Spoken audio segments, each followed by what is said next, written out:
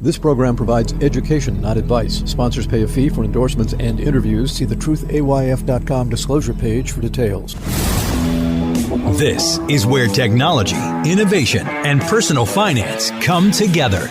This is the truth about your future with Rick Edelman. Brought to you by Global X ETFs, dedicated to providing investors with unexplored intelligent solutions, and by Invesco QQQ. Anyone can become an agent of innovation with Invesco QQQ. Invesco Distributors, Inc. It's Friday, June 30th. Coming up on today's show, conversation with Brian Hamburger and the advice he gives to advisors. You know, this is not an election year. We all seem to be talking about politics anyway. But you know what you're not talking about? Your debt. There's a new study of 2,000 people ages 18 and older, and there's strong agreement that talking with your family about money could improve the gender wealth gap. 2 out of 3 people say that. But even though pretty much everybody's in agreement that talking about money can be beneficial, 62% say they never talk about money. 63% say they don't discuss it with family. 75% say they don't discuss it with friends. And even 46%, nearly half, say they never talk about money, even with their spouse or partner. In fact, 1 out of 3 say they'd rather stand in line at the DMV than have to talk about money, which is a pejorative comment, both about money and the DMV. Only 1/3 of Americans say they've talked to a financial advisor, but 3/4 have bought a lottery ticket. And 25% say they get advice from a fortune teller. Well, as someone who's been in the financial advisory field for nearly 40 years, I find all of this disconcerting and a little bit insulting. By the way, 28% know how much money Elon Musk is worth, but only 24% know how much they themselves are worth. Really? You don't know how much money you have, but you know how much money Elon Musk has? Which basically is a way of saying you know he has a lot and you don't have any. This is really not something to have secrets involving. There is no value, there is no benefit to keeping secrets within the family. If you're the adult children, you need to talk to mom and dad, because guess what happens if they run out of money? They're going to turn to you for help. And for spouses to not know how much money their spouses are earning, how much money you have in savings and investments, how much you're spending on bills to pay the lifestyle, how much money you have in debts, how much money you've accumulated in retirement accounts, this is simply not healthy. So go ahead, blame me, have the conversation, and simply say, I didn't want to talk to you about this, but Rick Edelman said I had to ask, and so I'm asking. Go ahead, blame me. I'll take the heat. Coming up next, a conversation with Brian Hamburger. There's an entire universe of independent advisors you really don't know anything about. Brian will tell us all about it.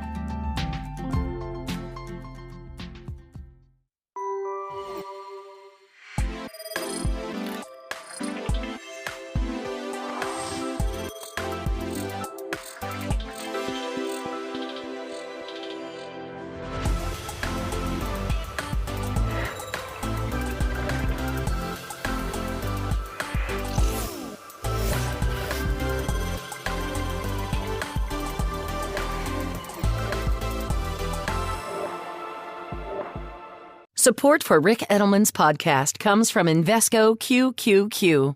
Meet Carmen, an everyday person who likes working in the garden, hosting dinner parties with friends, and listening to live music. She also participates in Progress by investing in a fund that supports innovative ideas. Invesco QQQ ETF allows you access to innovators of the NASDAQ 100, so you don't have to be an engineer to help push progress forward. Anyone can become an agent of innovation. Learn more at Invesco.com/QQQ. There are risks when investing in ETFs, including possible loss of money. ETFs' risks are similar to those of stocks. Investments in the tech sector are subject to greater risk and more volatility than more diversified investments. The NASDAQ 100 Index comprises the 100 largest non-financial companies on the NASDAQ. You can't invest directly into an index. Before investing, carefully read and consider fund defined investment objectives, risks, charges, expenses, and more in prospectus at Invesco.com. Invesco Distributors, Inc.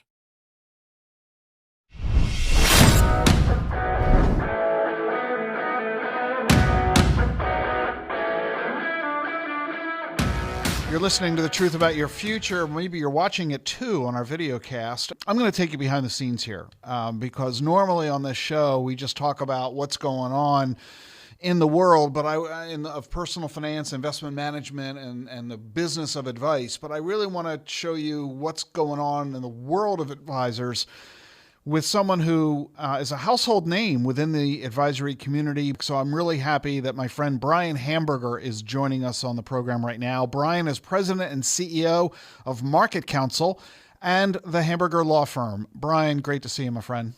It's always good to see you, my friend. Brian is one of the nation's top legal and compliance experts for independent financial advisors and wealth management firms. In addition to being the head of the Hamburger Law Firm, Brian is also the founder and CEO and president of Market Counsel Consulting, which is the top business and regulatory compliance consultancy to independent advisors in the country. He's routinely named as one of the industry's most influential people. He's often called on to meet with Congress and the SEC. And Brian is a member of my faculty at DAC-FP, the Digital Assets Council of Financial Professionals, where he teaches one of our modules for advisors, focusing, as you would imagine, on law and compliance. You can learn more about Brian, by the way, at marketcounsel.com. We've got that link in our show notes here on the podcast. Brian, how long have we known each other? Well, you'd have a better memory than me because I think we've known each other since I was a kid. And I know I only look 25 now, but I remember hearing about you when I was working at my father's investment advisory firm. I was probably 14 or 15 years old. You had a reputation back then. And by the way, you still have the same reputation now, Rick. So some things don't change. I'm afraid so, yeah. But you were kind of the anti-financial advisor. You were the guy that didn't go to the group events. You were the guy that wanted to do things differently. And, I came to learn that, you just refused to be defined by, how things had been done, which intrigued me. I'm very much keen on knowing the rules, but I'm also keen on questioning them at the same time. And so I think for many years, you and I developed a kinship of sorts. For sure. And I've spoken at Market Counsel, and it's one of the top events in our industry. Hundreds and hundreds of advisors go. It's kind of like a place you got to be at if you're going to be in this industry. But, it's unusual, Brian, for you to be an attorney who is focused in a legal practice aimed at financial advisors. I mean, that's a bit uncommon. How did you decide to devote your practice to the advisory field? Well, I grew up from those types of internships, right? Working for my dad, and, who made his way to the industry by way of selling insurance, right? And then joining an independent broker dealer and then becoming an investment advisor. And every time I would speak to him or his colleagues, they would be frustrated, but they weren't even able to really frame out the problem. They would just say, oh, this compliance department is preventing me from doing this. And I knew that I didn't have the patience to be sitting at the dining room table, working with people on their college savings and their investment allocation. Not to say that that's not really worthy work, but I just knew that that wasn't in me. But what I thought I could do is help amplify their efforts, right? And help support financial advisors in everything they wanted to do, so that this notion of independent advice didn't mean somehow getting less legal guidance or less regulatory compliance guidance than working for one of the large financial conglomerates. And let's elaborate on that, because I think it's a distinction that is not only incredibly important, most consumers are not really fully aware of this.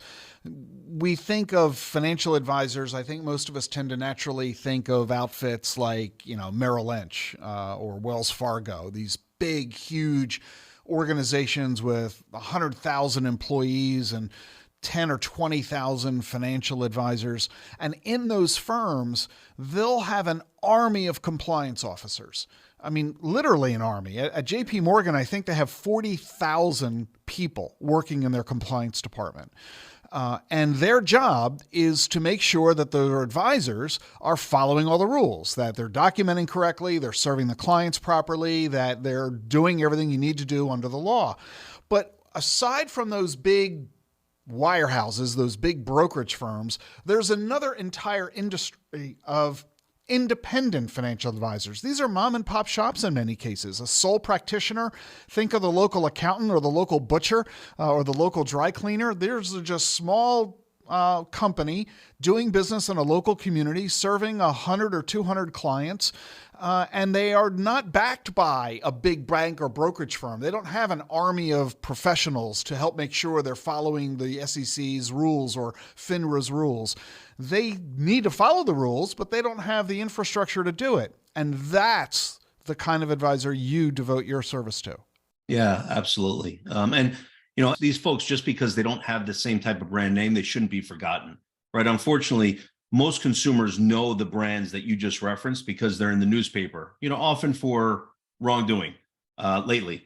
And that's a shame, right? Because the tens of thousands of financial advisors that work at these firms are largely really good people and excellent professionals. But you can do 1,000 or thousands of things right. It's the one thing that you do wrong that ends up in the newspaper or the publications, right? And so I don't think most consumers are aware of the myriad of complexity that exists within the securities industry, right? They just kind of feel that it's the same type of rules as any other retail business, but it's not, right? The securities industry doesn't only have the SEC looking after it. Each state has its own version of the SEC looking after it. But on top of that, credentialed professionals within the space, such as yourself, have to answer to the credentialing authority as its own organization. And if they are a registered representative, they also have to answer to FINRA, which is a self-regulatory organization. And by the way, I'm just getting started, right? If they also sell insurance, and you mentioned accountants, it really is a tangled web that advisors, financial advisors generically, have to navigate through. And so, independent advisors used to be at a disadvantage. Years ago, you'd go to one of these brand name shops because they would have access to more securities, access to greater capabilities. And, it was the old, remember the commercials like when E.F. Hutton talks, right? It was kind of giving you the sense that they knew something you didn't know, right? Yeah.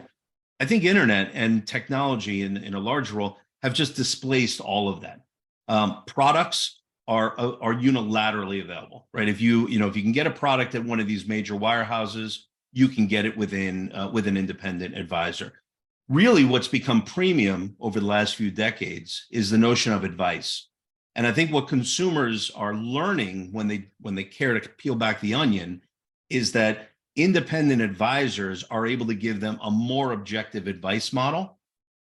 And really, that's what consumers are valuing, right? There's no cost anymore to trade, right? You can buy and sell securities on your own. You can open up, a Robinhood account or any other type of self-directed investment and not pay a dime for a trade. And that's no different, when you work with these firms, but it's the advice that's really at a premium. And that's what independent advisors do better than anyone. And you've highlighted something that's really important when you say that the advisor as an independent is going to be able to serve the client in a way that an advisor at a wirehouse or a major brokerage firm can't. It is because of that independence. In other words, if you are an advisor with a major brokerage firm, you're an employee of that firm, which means you have to answer to the boss, who's predominantly concerned about the shareholders, the owners of the business. But when you are an independent advisor, you're the owner of the business. It's just, there is nobody between you and your client. That's all there is. There is no shareholder. There is no management. There isn't any third party to whom we are answerable to. And that allows the advisor to focus exclusively on the client's best interests, which is not something that clients tend to enjoy when they're dealing with an insurance agent or a stockbroker at those big outfits. Yeah, that's right. And most independent advisors are advisor-owned organizations, right? And you talked about the best interest. That's not to be confused with this best interest standard that's been touted lately that applies to broker dealers. The best interest standard that you're referring to is the fiduciary obligation, right? And so registered investment advisors have that obligation, which means that they have a legal duty to place the client's interests ahead of their own. And how great is that, right? To put your hands and your trust in someone who's going to be there, through thick and thin, through all your children's, permutations in college and weddings and all that. How great is that to have someone who has a legal obligation to place your interests ahead of theirs? There's few things that are more comfortable than that. And the shocking aspect of that, though, Brian, is that most people assume that their advisor will behave that way. But when you're dealing with someone at a brokerage firm or at an insurance company or at a bank, they don't have that obligation. No, and you talk about how they, those folks work for others. It's more than that even, because it means the compensation systems are crafted by others, and there may be greater incentives to sell something that is not aligned with the client's interest, or not at least 100% aligned with the client's interest. We often use this term on the technology side, where we say, if you're not paying for it, you're the product, right? And it's kind of true here as well, right? Where if you're not paying someone for the advice that you're getting, they're making their money somehow. And typically it's by selling you product that isn't the best investment vehicles for you. And if nothing else, they're getting compensation from the sale of that product because they got to get paid somehow or other. They're entitled to make a living. Now, what you're describing is an environment where we have two worlds. We have the big established traditional Wall Street machine, which has been around since 1792. And then we have the independent advisory community, which is far newer. I mean, I'm among the first gen. I helped to invent, as you know, the independent advisory channel, and I was among the early folks adopting this. Back when I got started in the 1980s, there were only a handful of us. It was very rare to come upon somebody who was operating their own business as an independent advisor, as a fiduciary serving their clients' best interests. Today, there are 300,000 RIAs in the country. Has it surprised you at how big the independent advisory field has gotten? I marvel in it. I really do. Without checking myself, I still think of it as that cottage industry. And I'm reminded of that when I speak to people outside this industry, that it's still relatively small and unknown compared to some of these big brands that are just throwing marketing dollars around. It's maturing, but I think I really think we're still in the early innings when it comes to independent advisors. They're just starting to attract outside investment, which pros and cons, right, to outside investment, but it's really becoming a bona fide contender when it comes to options within the securities industry. And it's not the advice that has changed. It's that these independent advisors are all using those major firms as custodians for the assets, right? So the assets are protected by huge global organizations that have all the checks and balances, but they've bifurcated the advice, and that's what's being provided by these independent firms. It's a model that no captive employer can stop. We've learned, here in America, talk about 1792. We've learned that there's really no force that can stop this notion of freedom and independence. And when an advisor finally realizes how to remove those shackles of servitude from their employer and how to redirect their primary obligations to their clients, I honestly believe, Rick, there's nothing that can stop them. And there's we have a name for them. We call them breakaway brokers. And these are advisors who leave the big institutions and go open their own shop. And when they realize they can make more money, they cut out the middleman and the infrastructure and the overhead of the big firm. They get rid of, as you said, the shackles of being told what to do, how to do it, who to do it for, and they can just focus on serving their client the way that they know the client needs to be served. So do you see, and you said a moment ago that you think that this independent industry is only going to get bigger and better. It's only just getting started. What makes you say that? Why do you think it's going to keep on growing? Well, I think that the people that remain at these large organizations, I think most of them are there for the wrong reasons. They're there out of fear. And a lot of that we saw that following the pandemic, because I would hear from people who would say, hey, I would love to go independent, but my clients love coming downtown to my big office, and they love the plush settings and the A building, right, that they come into. And then suddenly in the pandemic, when they couldn't meet with their clients, or clients couldn't come down there, they found that their clients still were drawn to them, still had an affinity to them. It had nothing to do with the plush settings and the administrative assistant who goes and fetches them and brings them to the meeting room. None of that is why the clients have such loyalty towards their advisor. And so they started to realize that. They started to realize that they don't need all the material trappings. And they start to ask these questions about, well, I'm told that I can only do this at my firm. How would I do this elsewhere? Right. So we start to go through a discovery process, and it's just the tip of the iceberg, right? We've only seen a relatively small number of folks move on to be breakaway brokers. But it's happening in increments, right? Remember the whole independent broker dealer movement, which was, kind of on the way towards full independence, where people would become agents for brokerage firms that weren't wirehouses, right? They weren't, creating their own proprietary product. They weren't necessarily doing investment banking, but they were still broker dealers. Now people are realizing that they don't necessarily need that in many situations. Yeah. So I just don't think you can stop the force. But there are issues that advisors face in going independent or being an independent advisor. And I have a feeling, a little more than a feeling, because of my experience with all these advisors, there are issues they don't even know about that can get them into trouble. That's true. Talk about some of those. It's surprising for advisors who so often focus on the quality of their advice, how they don't necessarily look for those qualities in the advice that they're receiving. When I say that, I think of countless advisors who have decided to move from their employment to their own firm without seeking the advice of independent counsel. And there'll be a misstep along the way, and we'll get that call, right? We'll get the call saying, I know I should have called you, but trying to save some money, or I didn't think I needed to. And the advice that they're going on is akin to a client walking in saying, hey, I constructed this portfolio. And they say, and you as the advisor say, what was the basis for that?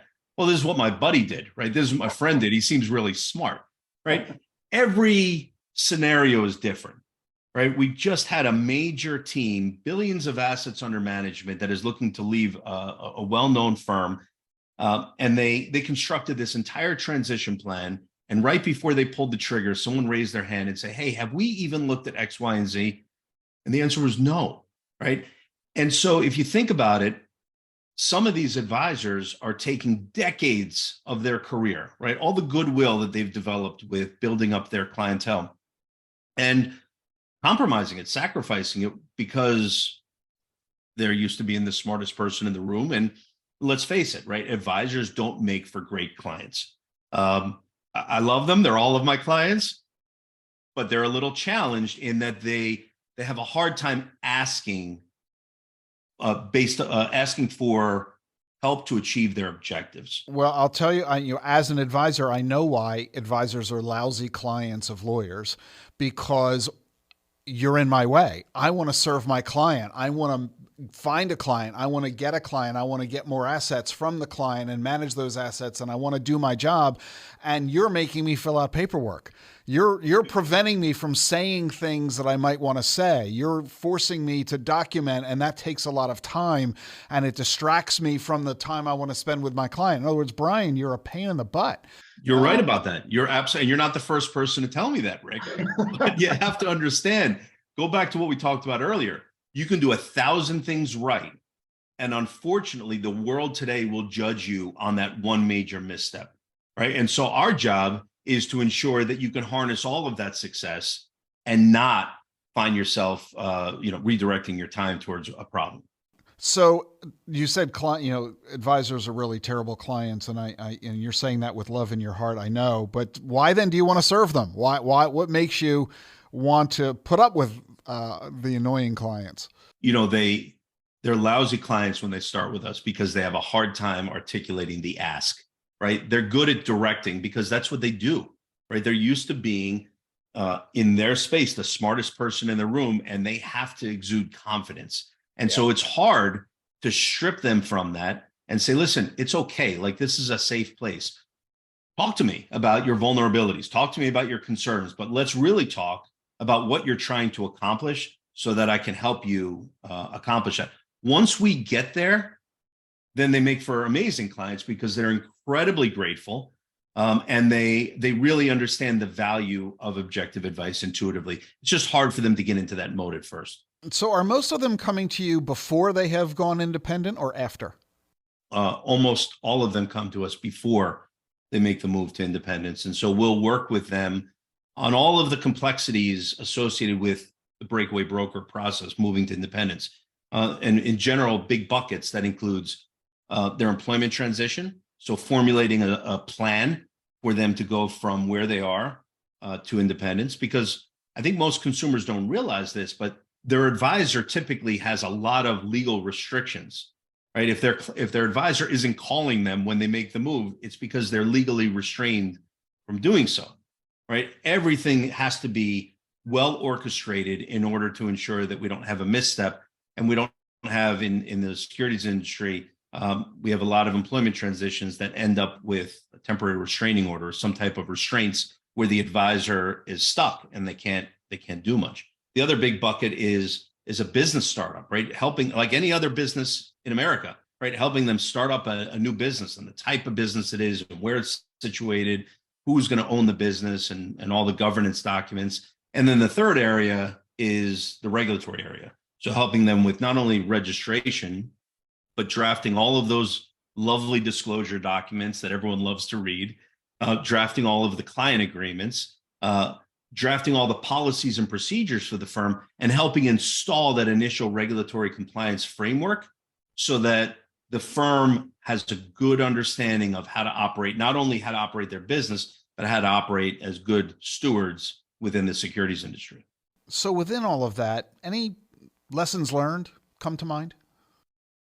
I got a lot of lessons learned, but most of my lessons that I learned are as a business owner, right? Because at the end of the day, I am similarly situated to my clients where, I started this business. I started market counsel and the Hamburger Law Firm 22 years ago.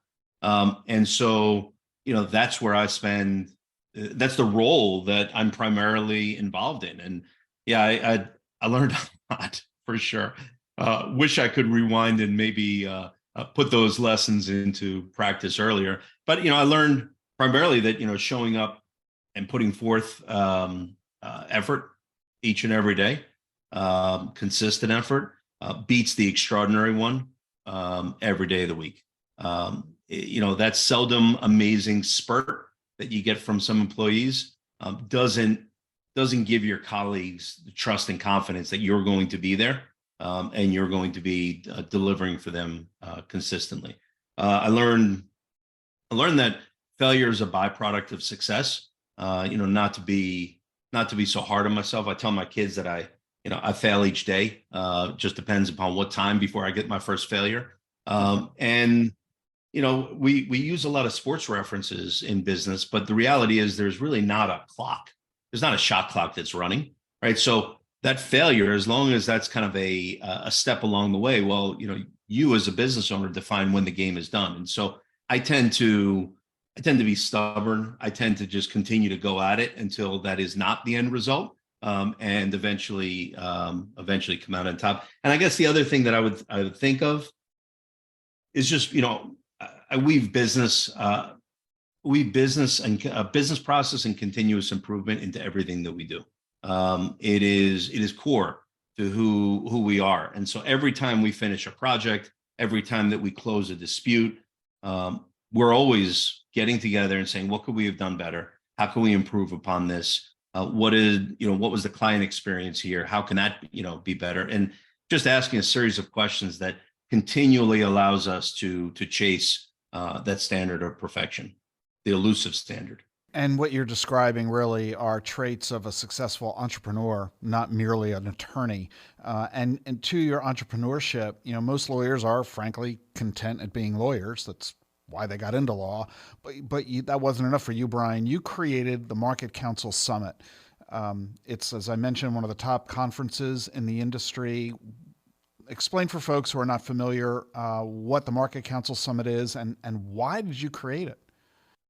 Well, I started out as a compliance workshop, so it had far more humble beginnings, right? We started as a compliance workshop located a couple miles from our office. It was 35 people in the first year, and very logical extension of the regulatory compliance work we were doing.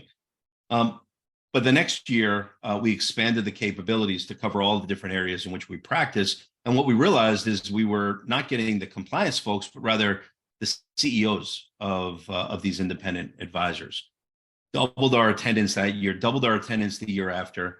And it's gotten to the point that people call it like the Davos of wealth management, right? People have called it the conglomerate of industry CEOs. And really, it is a meeting place. It's a community of CEOs of independent wealth management firms located throughout the United States.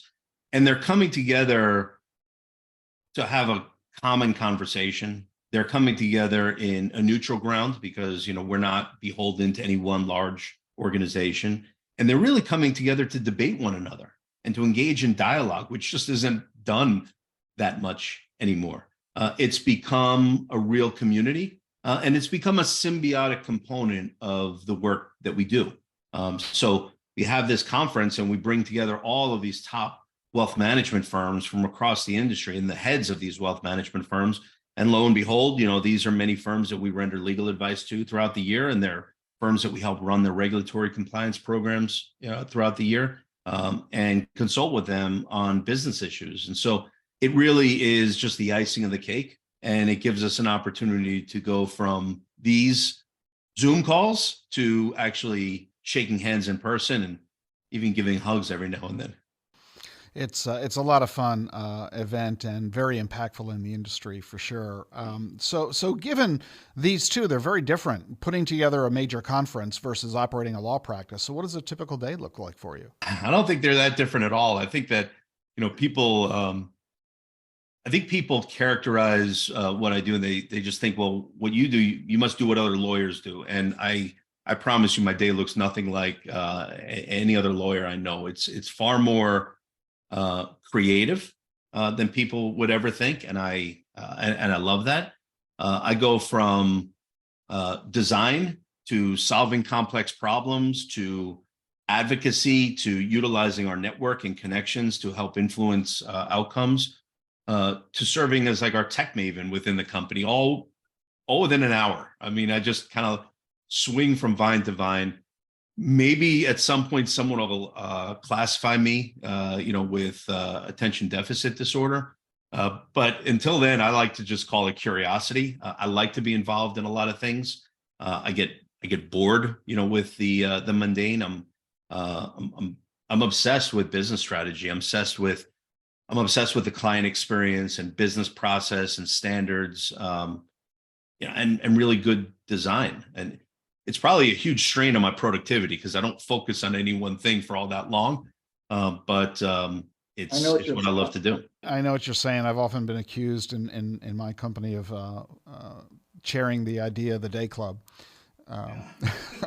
So I've always said, as the CEO, I have the best job in the world because I get to create the problems. I make everybody else solve them. That's a very accurate description. I'm going to use that. So does your family even know what you do for a living? My kids do, because they each have worked here. So they have a really keen idea as to, as to what I do.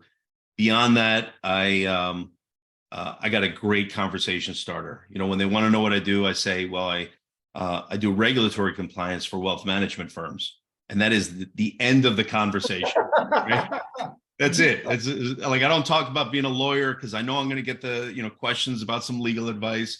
I don't talk about running a conference. I don't talk about anything else that I do. I just use that, and it just kills all conversations. Actually, it kills all conversations except once. And I'll tell you this quick story. I was headed back on a red eye the night before we opened our conference. And like I often do, I'm writing my speech on the flight there. And so, I get into, I go to sit in my upgraded seat in first class, and I'm sitting next to Sinbad, right? And he wants to engage in conversation, right? And I don't, right? And so he asked me a few, polite questions, and I kind of give him the short answers. And then he says to me, "So what do you do?" And I figured I'm going to use that same line, and it's going to kill this conversation. And I tell him, I said, I do regulatory compliance work for wealth management firms. And he turns to me full on and he says, "Fascinating. Tell me all about that." And so for the next hour, he really did have a bona fide interest in investing in securities, and made me read through my speech and gave me some tips on timing. And it was definitely an unexpected plane ride. That's awesome, and I think that's a testament to his creativity and why he's so successful. So let's make this tactical and practical for our audience. We have both financial advisors listening to this show as well as investors and consumers. So give us a piece of advice for each one of them. We'll start with the advisor. What do you recommend for the advisors? For 22 years, we've had a tagline at Market Council called the Advisor's Advisor. And I think every advisor deserves their own advisor. And it not necessarily only for legal advice. I think they should also have their own financial advisor. I think they should also have their own health or medical advisor. I think that as smart as advisors are, they can't discount the benefit of having an objective party look at them and tell them sometimes things that they don't want to hear. Maybe it's things that they should hear, and will help them overcome some of their hesitations. But I think every advisor needs to go out and get their own advisor. From a consumer perspective, I think they should recognize that the financial markets, securities markets are very, very complex, but they should not be intimidated by that complexity. Maybe a little hesitant, right? They should read all of the incredibly boring stuff me and other lawyers write, because those words have meaning, right? Those words describe relationships and describe expectations. And they themselves should have some degree of objective advice at their disposal, whether it's a holistic and comprehensive financial planner, or wealth management firm, or investment advisor. They don't have to go out and get everything, but they should have a sounding board. And I'm not talking about a message board necessarily. I'm talking about a professional that they can call upon and get sound, objective advice, because it's going to allow them to sleep at night. It's easy to just hit buy on an investment, but when you start to add up all those dollars and cents and the efforts and work that went into all of them, people just ought to pause for a moment and say, is this something I really want to do?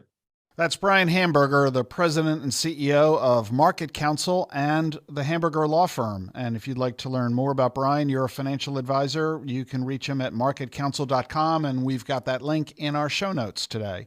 Brian, thanks so much for joining us. Thanks for having me, my friend. I'm not sure how you're enjoying this podcast. Some people listen to it. Some people read it. You can get the transcript at the website. The link is in your show notes.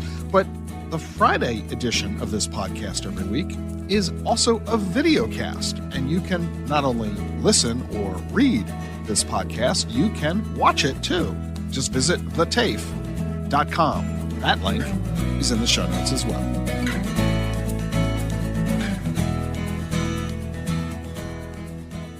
Meet Schwab Intelligent Income, a simple, modern way to pay yourself from your portfolio. Overcome the complexity of income needs in retirement with automated tax-smart withdrawals that you can start, stop, or adjust at any time without penalty. Plus ongoing monitoring so you'll always know where you stand. And since lower fees means more money for you to invest, you pay no advisory fee. Available with Schwab Intelligent Portfolios. Visit schwab.com/intelligent income, a modern approach to wealth management.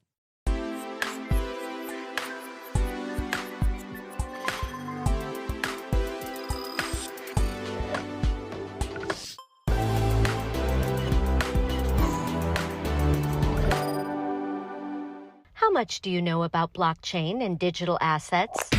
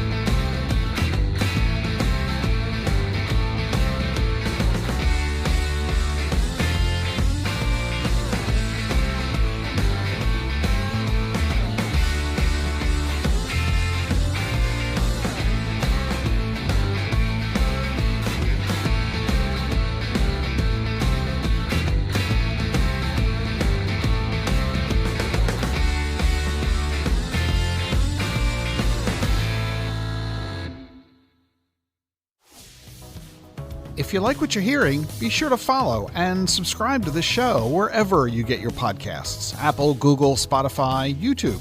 Follow and subscribe on your favorite podcast app. Have a great Independence Day holiday weekend. We're off Monday and Tuesday. See you again on Wednesday.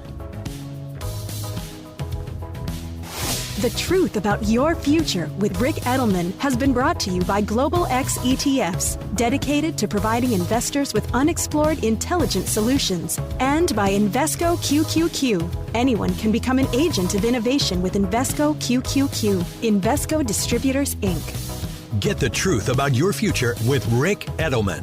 It's thetruthayf.com.